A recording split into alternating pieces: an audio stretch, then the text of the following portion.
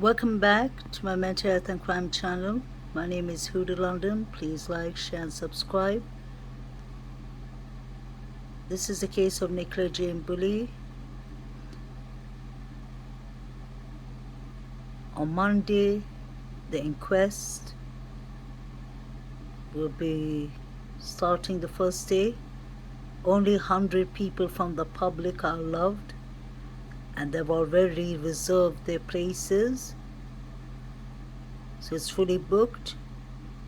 I believe I read that the family, some of them won't be attending. I believe the parents maybe, but I'm not sure. That's what it said today on the papers. I just believe they will rule it out as an accident. I hope not. I hope Nicola Bulley gets justice. Let's listen to this. The lack of confidence and the lack of trust in British policing spreads far, far further than just the pavements outside New Scotland Yard. And it's no surprise to me and millions of others, I'm sure. We have had a litany of utterly appalling scandal after scandal. And yet again, yesterday, another police officer appearing in court charged with rape and other sexually related offences. When is it ever going to stop? Well, I fear it's going to be a long time before it does, but really dramatic, radical things have to be done, or else the model of policing by consent is truly at risk. Do you accept the pretty bleak picture there that Peter has painted? Yeah, I do accept that the trust and confidence in policing across the country has taken a massive blow, particularly over the last 2 years. The Me Too movement, victims coming forward, historic offences being reported. Police officers are, the same as many other people across the country, but they are given this very special protected position that they carry a warrant card. Now, we know that we are always going to have bad people, whether it's in journalism, whether it's in medicine, whether it's in policing. The difference is about how a police force or how a hospital or how a news agency deals with those complaints and those issues when they come in. The Met got this wrong. They knew, for example, with David Carrick, there was stuff going on with him for a number of years. 2 decades he was able to abuse his position. So I don't think police forces should be judged about the bad people they have in them. Listen, but where they should be judged is about how they deal with them when they become aware of them, and the Met got this wrong.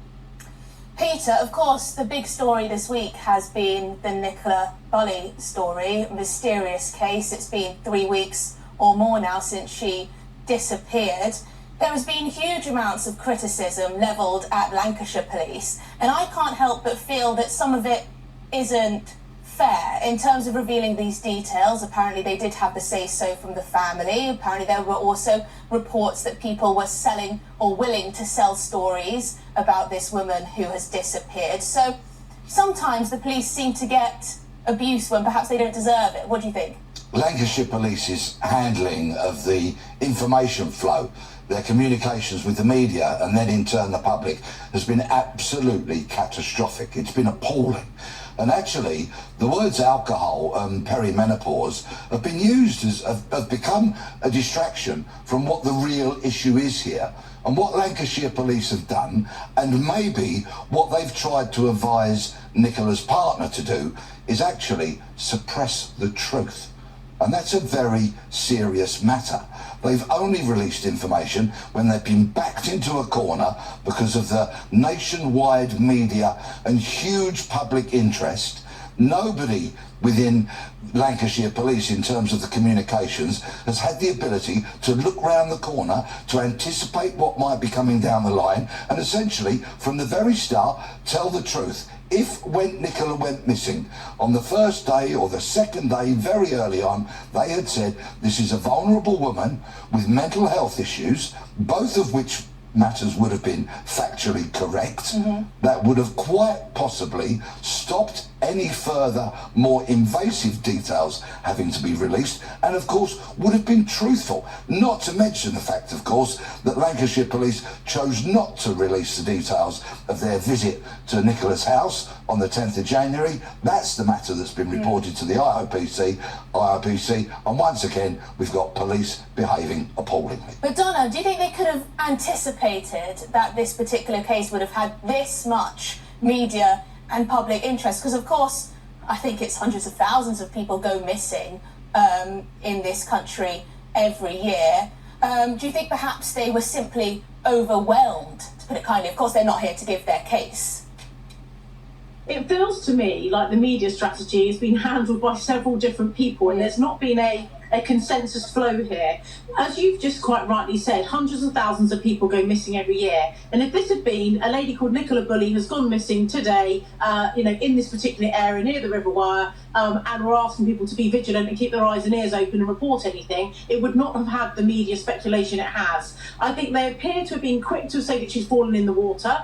We obviously don't know the full facts of what's been going on. We only know parts of it. And so it is dangerous to us to be speculating. However, if she was registered as a missing person who perhaps was vulnerable, and normally that's as far as the police will go. So if it's someone who's got dementia, or it's a young person, a young female who's at risk of child sexual exploitation, a 16-year-old girl that may have gone missing, they will class them as vulnerable, which highlights to the public there is more going on here. If that's what had been put out, I don't think there would have been this big media speculation, and perhaps it would have given Lancashire Police more time to have got their thoughts and the hypothesis around what has happened to the tragedy of the missing Nicola Bulley. It would have given them a bit more breathing space here.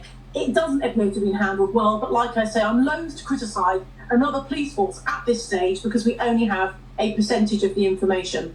And therein lies part of the problem, Donna, because you as a police and crime commissioner, reluctant to criticise, so many of the facts are there. So many of the facts actually deserve criticism. And you will be seen by viewers and listeners watching this as part of the policing establishment and somebody who's manifestly failing or unwilling to stand up to wrongdoing, to hold these people to account and to give us a police service the length and breadth of the country that is fit for purpose, truthful, open and honest, and doesn't employ criminals. Donna, I guess Peter's right in a way that there will be people at home who think you would say that, you're a police and crime commissioner, you would say, well, essentially want to not cover their backs, but give them the benefit of the doubt when perhaps they need more scrutiny, more criticism, and for their failures to be held to account. No, well, I disagree with that. Peter was the establishment. He was a police officer. I'm not. I'm a member of the public. I'm somebody who stood up, put my head above the parapet, stood up for election, and I'm stood up being counted for the 2 million people that I represent. But I am also a mother, I'm a daughter, I'm a sister, and I'm cognizant of the fact that she's got 2 little girls out there and a partner and her parents who are heartbroken, and I'm trying to provide some calm here, which is what, by the way, the force and the family have asked to happen. Now, the IOPC are looking into this. They will come up with their investigations. It's not for me to try and get Lancashire Police off the hook in any way. This is about trying to bring some calm to enable professionals to do the job that they need to do, both in terms of the complaint and the detectives that are working on this case at the moment, to try and get to the truth of what's happened. Some of this mudslinging doesn't help. We will get there with the outcome of the IOPC investigation.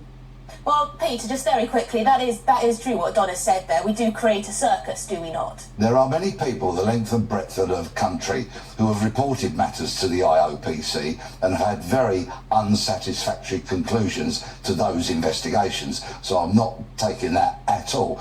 Donna failed to point out that she's a politician and, of course, politician from a party that used to claim to be the party of law and order. Well, that, of course, sadly now, is utterly laughable. The only way that policing is going to get out of this crisis and try and regain trust and confidence is by looking itself in the mirror, accepting when it's wrong, as opposed to being forced to admit that things are wrong, and being truthful. And at the moment, we're a long, long way away from that with too many police services in the country. Donna, I'll give you the last word.